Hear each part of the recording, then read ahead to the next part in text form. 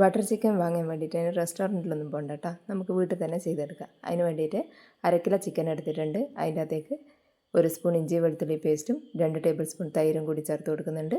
1 ചെറുനാരങ്ങേൻ്റെ ജ്യൂസും കൂടി ചേർത്ത് കൊടുക്കുന്നുണ്ട്.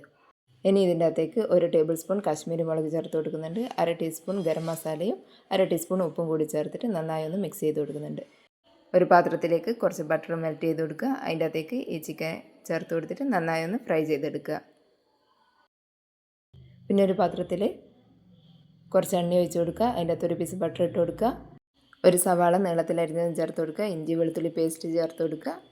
തക്കാളി കൂടി ചേർത്തിട്ട് നന്നായി ഒന്ന് വാടി വരുന്നവരെ മിക്സ് ചെയ്യുക. അതിൻ്റെ അകത്തേക്ക് കാശ്മീരി മുളക് ചേർത്ത് കൊടുക്കുന്നുണ്ട്.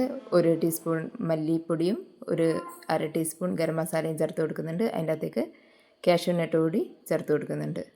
ഇതെല്ലാം നന്നായി വഴന്നു വന്നതിന് ശേഷം ഇത് വേവാൻ ആവശ്യമുള്ള വെള്ളം കൂടി ചേർത്ത് കൊടുക്കുന്നുണ്ട്. ഇതെല്ലാം നന്നായി ഒന്ന് വേവിച്ചെടുക്കുക. വേവിച്ചിട്ട് ചൂടാറിയതിന് ശേഷം നന്നായി ഒന്ന് അരച്ചെടുക്കുക.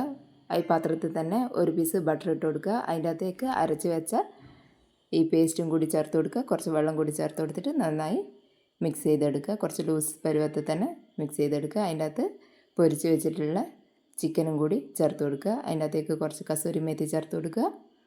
മല്ലിയിലയും കൂടി ചേർത്ത് കൊടുത്തിട്ട് അതിൻ്റെ അകത്തേക്ക് ഫ്രഷ് ക്രീമും കൂടി ചേർത്ത് കൊടുത്ത് നന്നായി ഒന്ന് മിക്സ് ചെയ്തെടുക്കുക. ബട്ടർ ചിക്കൻ റെഡി ആയിട്ടുണ്ട്. ഇഷ്ടപ്പെട്ടിട്ടുണ്ടെങ്കിൽ ലൈക്ക് ചെയ്തിട്ടൊന്ന് സബ്സ്ക്രൈബ് ചെയ്യണേ. Thank you.